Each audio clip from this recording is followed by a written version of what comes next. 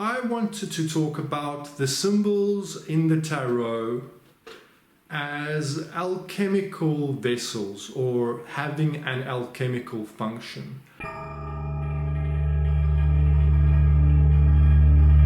And the process of divination, even the most quotidian kind of divination, or where you're focusing on mundane things, will necessarily begin having a sort of an alchemical transformative effect on the diviner if you're persistent. And the reason for this is that each symbol in the tarot is like an alchemical vessel, or a kind of filter, you could say.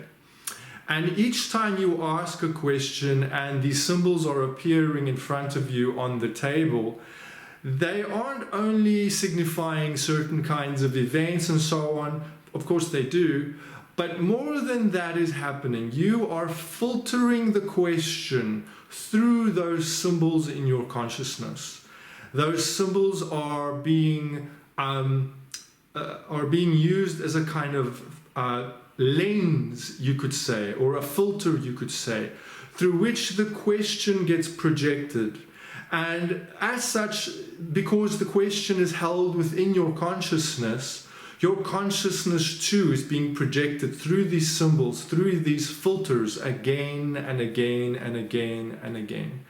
And as you do this, over years of repetition, these symbols not only work in a divinatory way, where they are informing you about the events in your life and your place in the world, and giving you the benefits that divination normally would, but there is an alchemical transformation that happens that is a bit more than the sum of the parts of divination. And that has to do with the transformative power of the symbols themselves.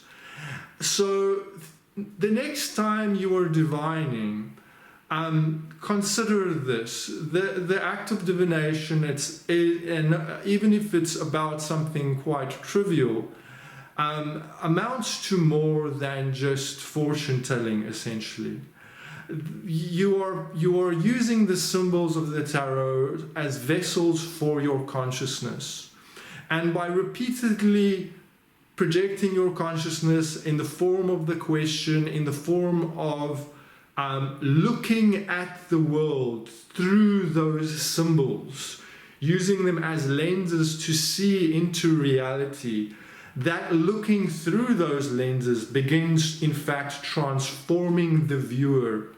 That those symbols have got a transformative power on the soul, that purifies the soul, that elevates the soul, that begins structuring it on a very deep level in conformity with patterns that are cosmic, you could say, pointing to eternal concepts, to things that are divine.